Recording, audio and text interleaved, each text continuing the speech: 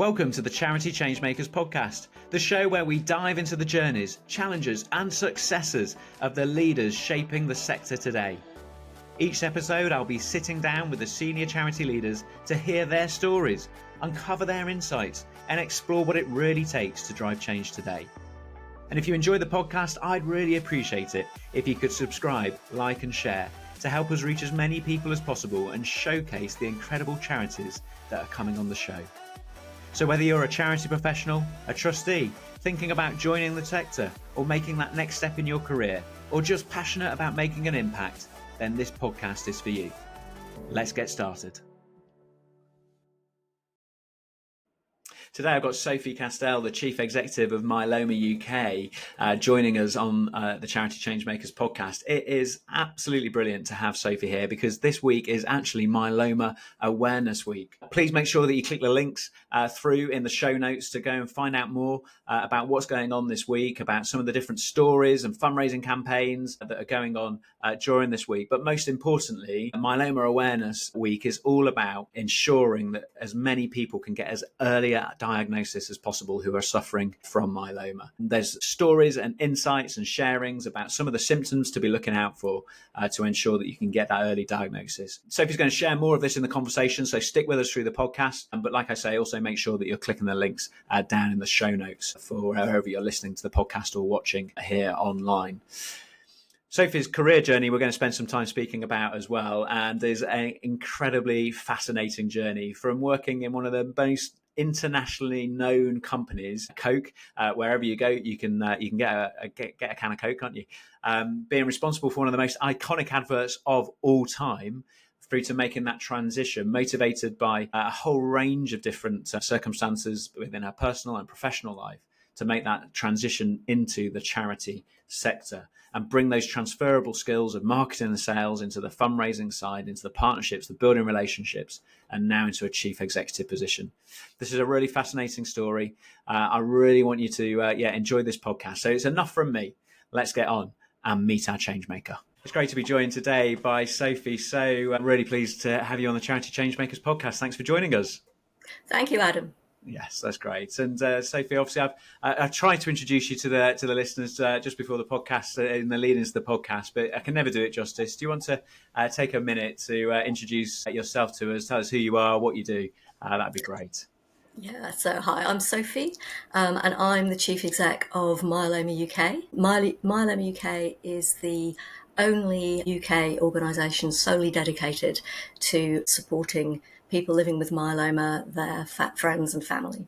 Yes, brilliant. No, and we're obviously going to hear much more about the organisation through the conversation. Obviously, the podcast is going out during Myeloma Awareness Week as well. So hopefully from a timing point of view, this might be their opportunity for the first time to hear about the charity and what you're doing, or may well already know you, but hopefully a good opportunity to share more about the organisation and the great work and impact that the charity is having. So yeah, really appreciate you coming on at this time as well.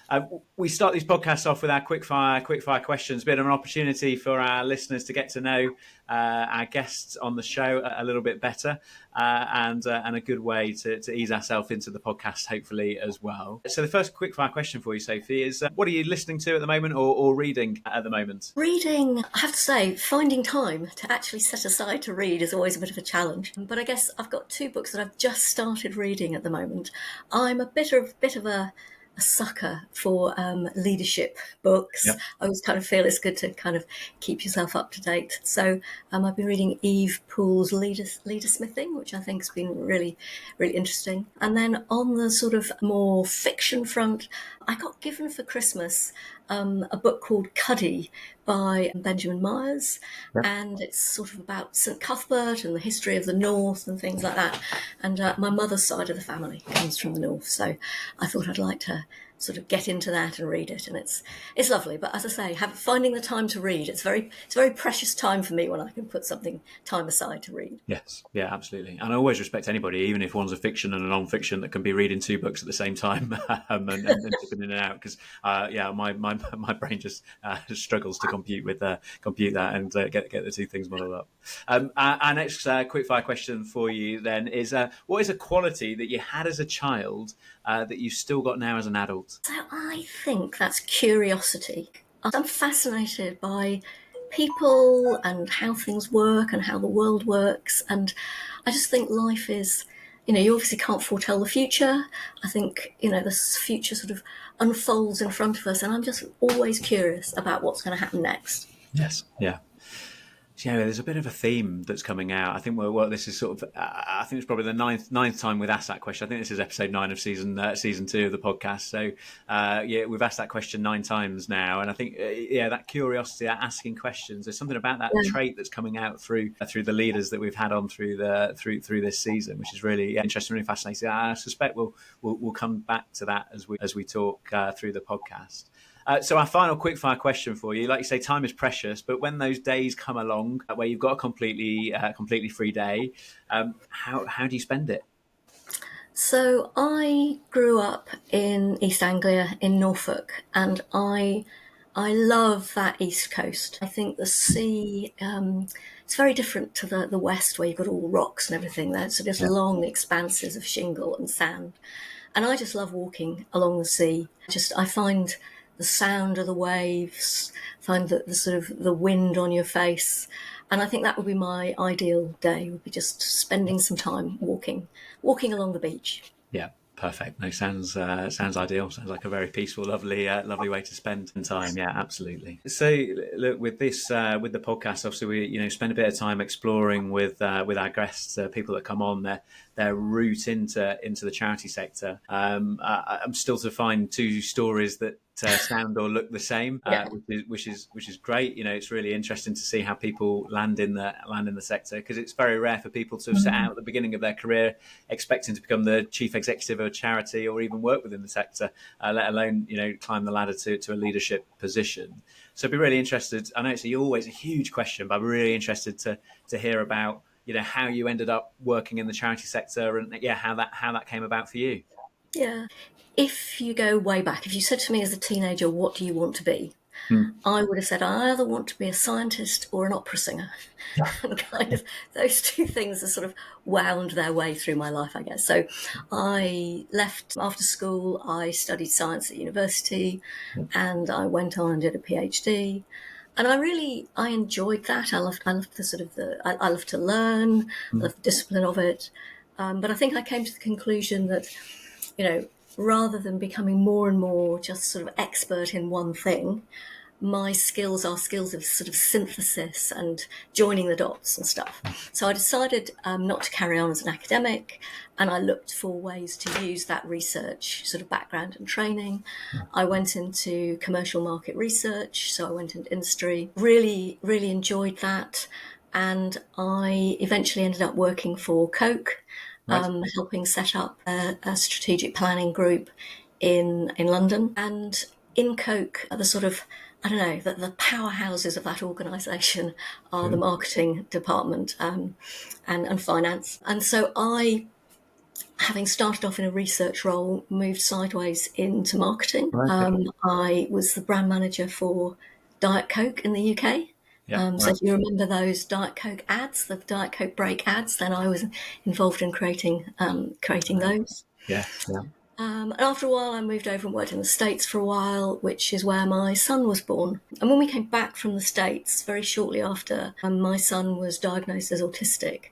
And that's sort of what then nudged me into the charity sector. So I set up a National Autistic Society support group.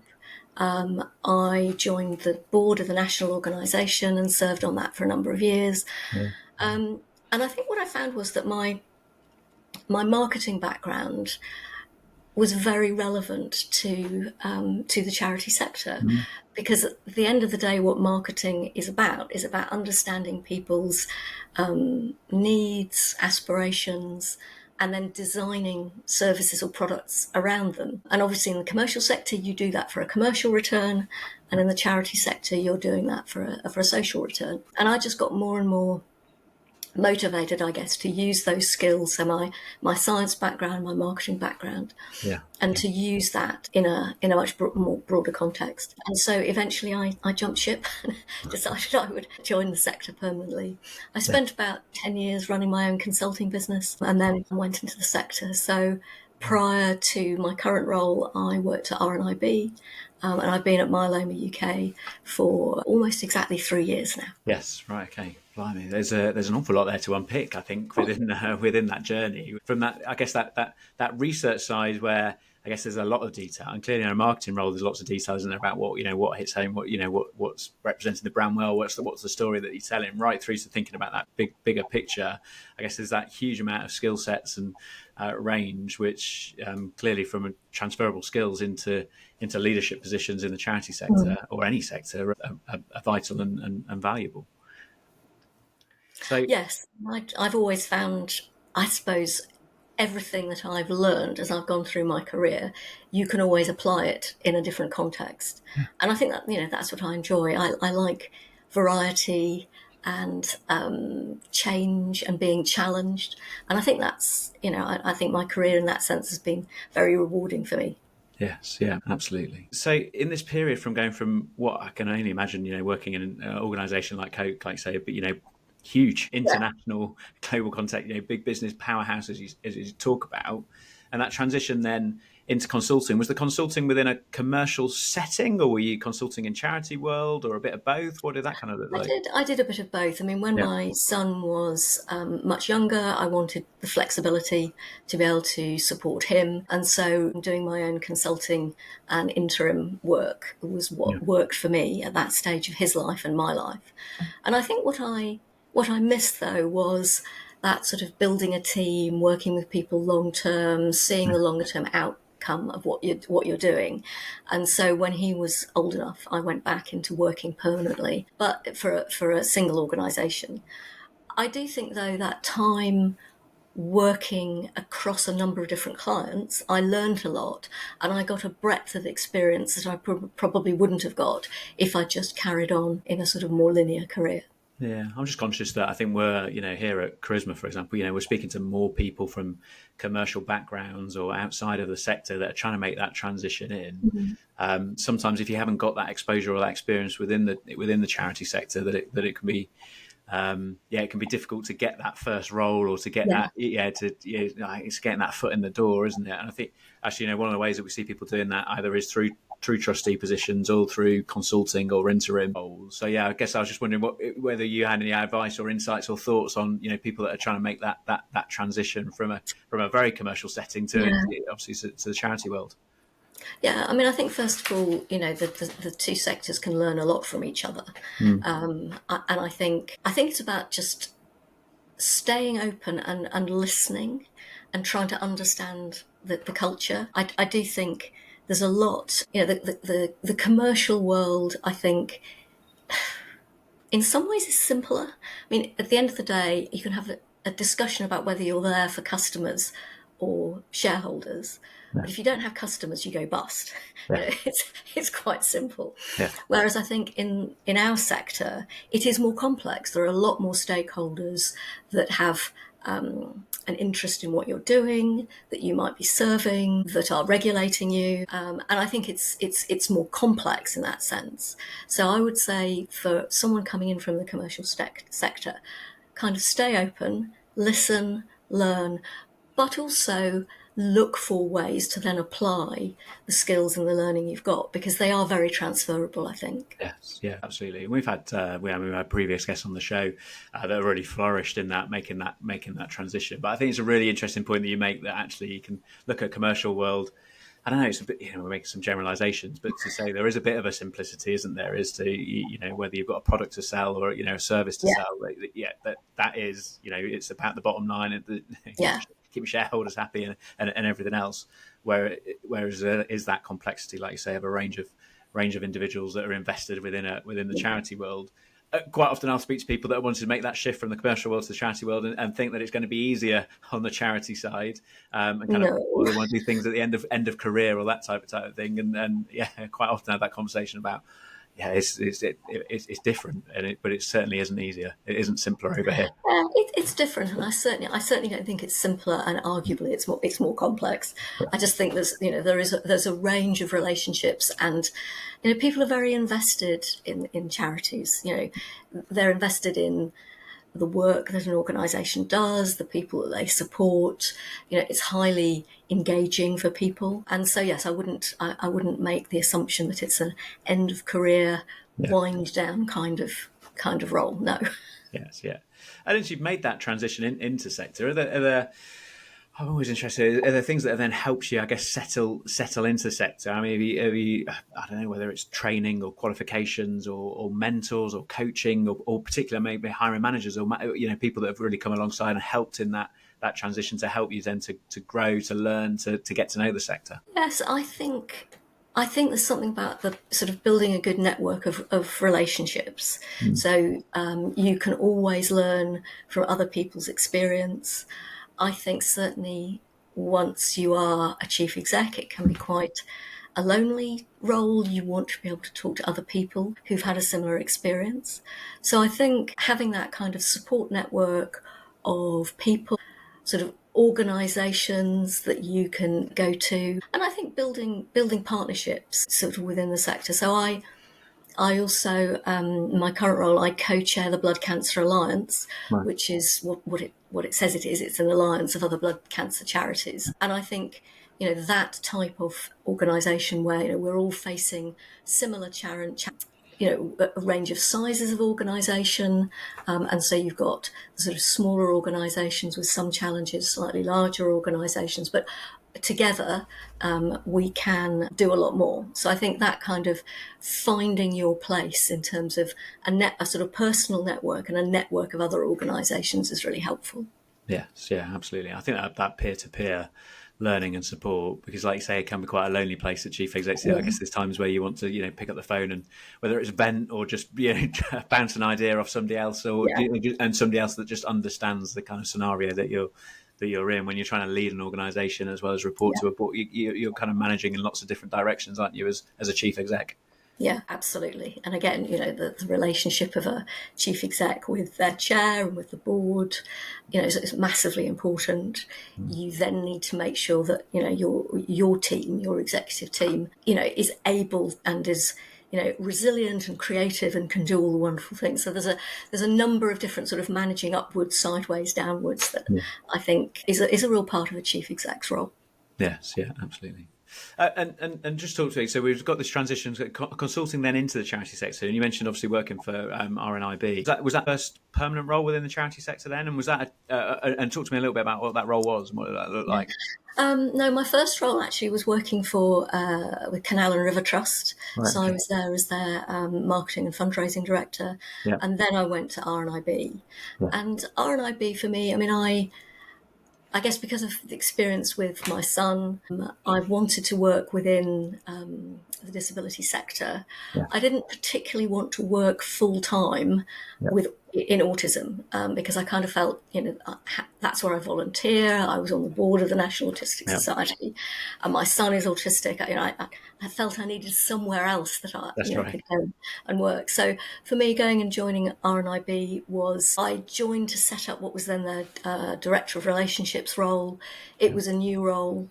And it brought together for me at that point all of the things that I felt I'd done. So sort of fundraising, marketing, sort of all the sort of external engagement work. And it was an opportunity to do that in a sector where, I feel very strongly about the way in which, everyone is valued equally. We're all human beings. We all need to have the sort of opportunities to live a fulfilled life. And so joining RNIB at that time was very much for me about that.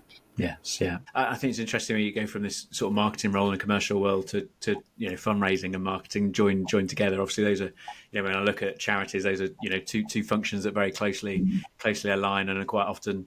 It does happen, but it's rarer for there to be a director of marketing and a director of fundraising. But that combined sort of role was that a comfortable transition from a commercial world into charity sector in that sense within those two disciplines combined. Yes, I think so. I mean, some people think of marketing as sort of supercharged sales, but for me, marketing is really about understanding the people that the organisation is there to serve. And, you might call them customers, consumers, service users, whoever is there, that the organisation is there to serve in some way. And what marketing does is understand those needs and then help design the services and products for them. Now that is a very transferable thing. So for me, the coming out of the commercial marketing sector and then applying that into the charity sector, for me was a very direct transition. You're thinking about the same things sort of philosophically. And so for me, I found that transition in terms of my function, so being a marketeer, I found that a transition that was quite logical. I think that the learning was around, the culture and how you motivate and hopefully inspire people. That's slightly different, I think, between the two sectors. But actually, the nuts and bolts of doing marketing, I think, are very, very transferable. Yeah. Well, it's all about the story, right? I mean, that's if I think back to.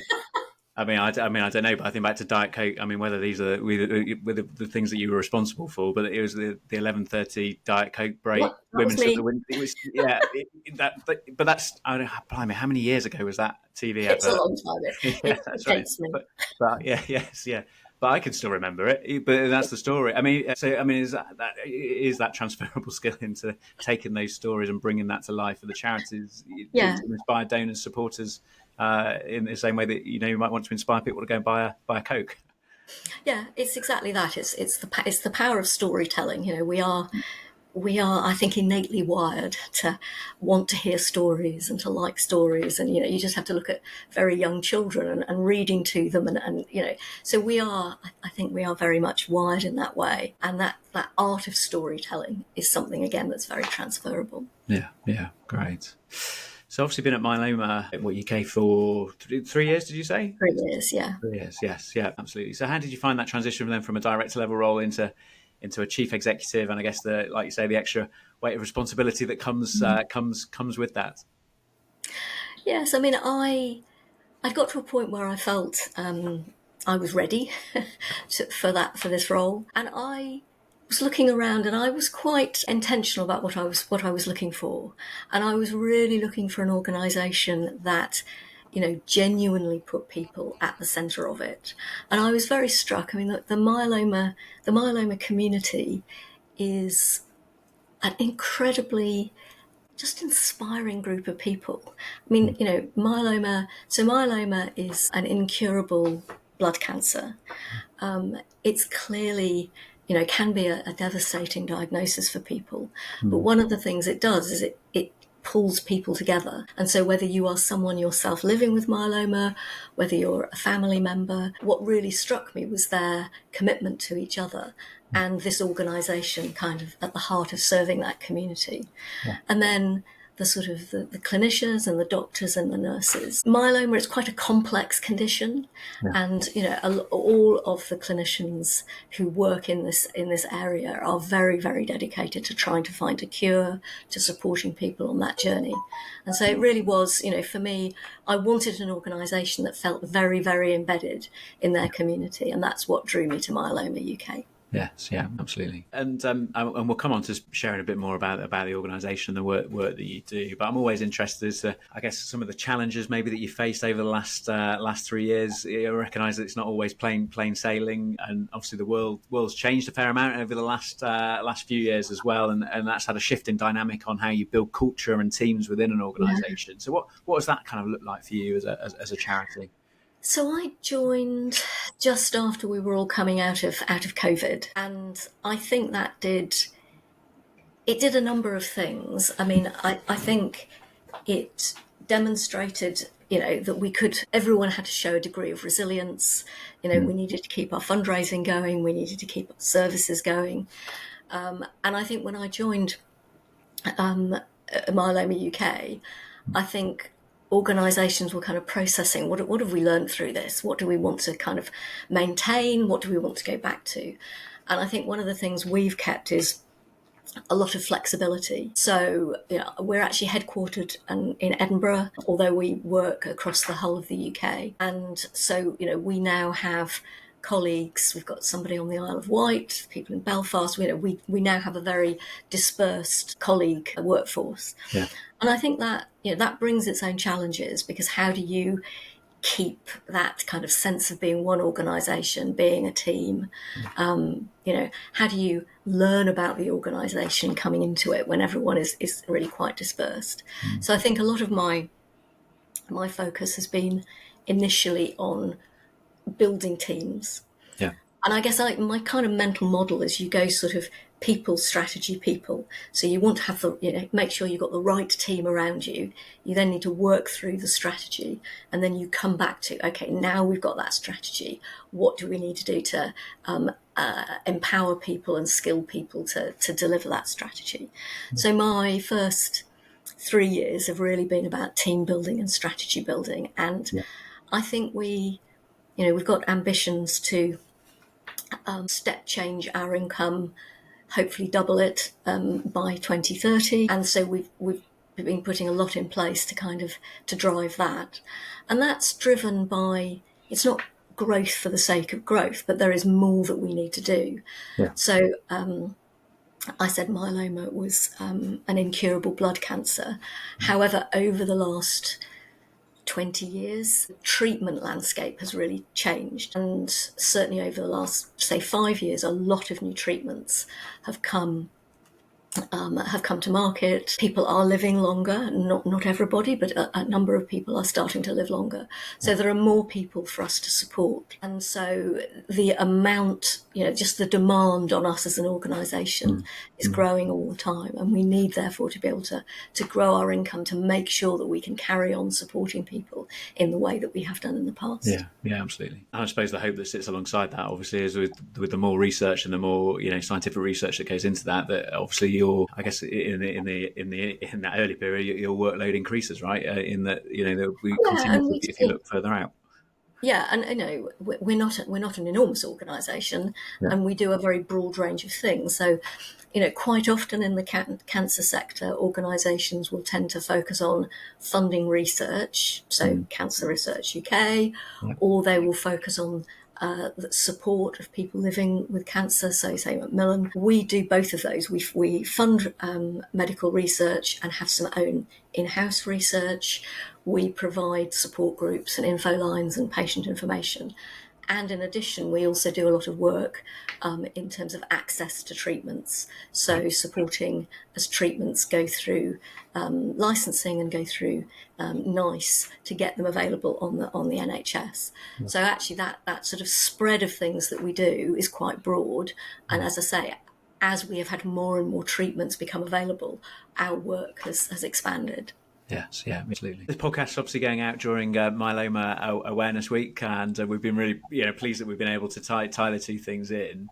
Obviously, you've shared a little bit about Myeloma UK with us, but like I say, it might be the first time that listeners are coming across you as an organisation. I guess whether there's more that you want to tell us at this point, or how can people get involved? How can they support? What's important for them to take away from this Awareness Week? So Myeloma Awareness Week happens every year, and it's usually about how do we raise awareness of the signs of myeloma.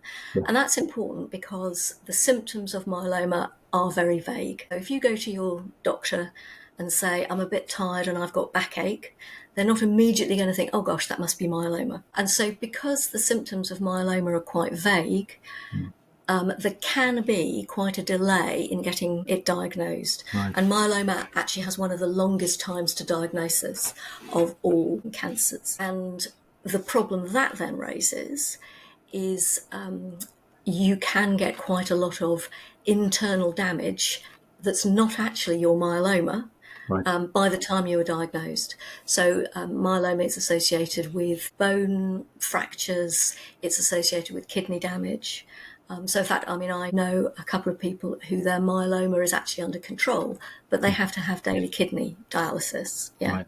Yeah. So early diagnosis is really important. So what we do each year with Myeloma Awareness Week is to try and raise awareness of what the signals are. And so this year we have a campaign which I'm very excited by. So it's to try and make sure that people don't ignore the signals. Yeah. So as part of the campaign, what we've done is we've got real myeloma patients, people living with myeloma, and we have painted yellow warning signs on their bodies.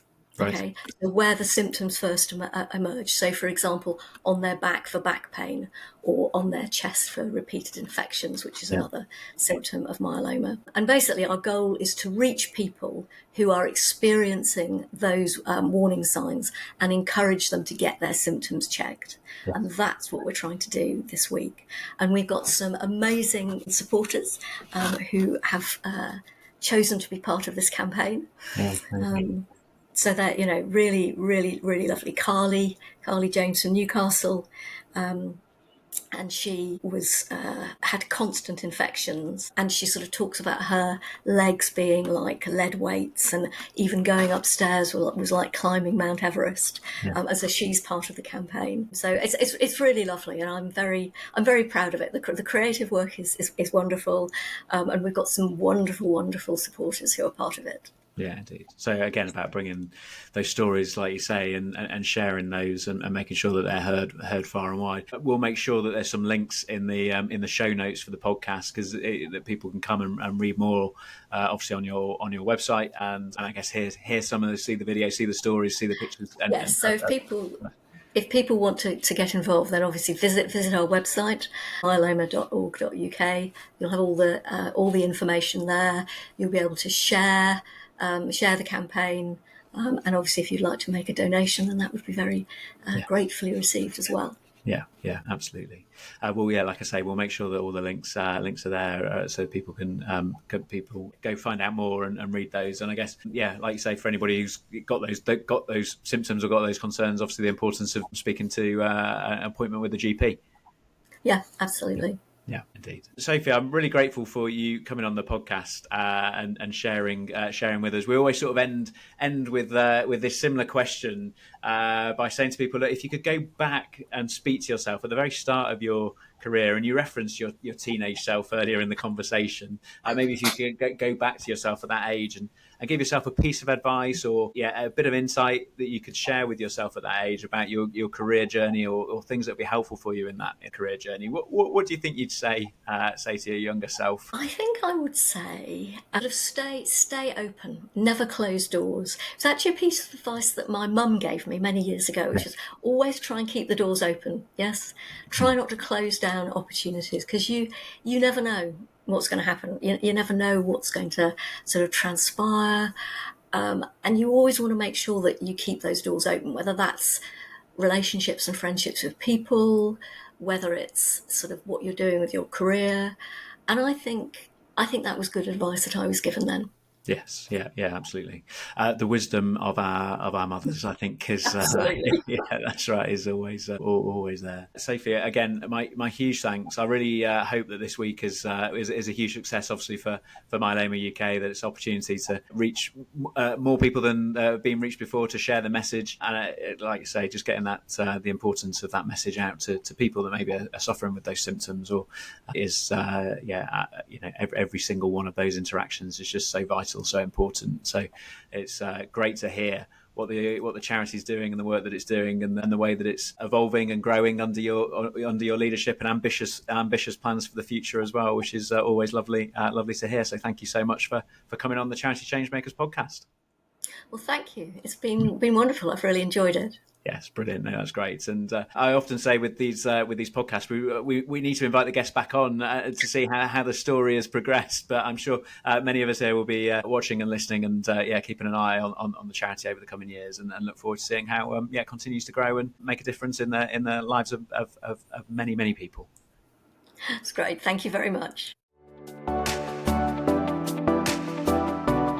Thanks for tuning in to this episode of the Charity Changemakers Podcast. I hope you've been inspired by the incredible work being done across the charity sector. And this episode is proudly brought to you by my business, Charisma Charity Recruitment. We are passionate about delivering top-tier recruitment services to the charity sector that we care so much about. If your organisation is looking for expert support, then we'd love to help. Please do get in touch today. If you've enjoyed today's conversation, please leave a review and don't forget to subscribe, like and share because it helps us reach more people and showcase the amazing charities that come on the show. And for more episodes, please visit our website, charismarecruitment.co.uk. So until next time, keep change making.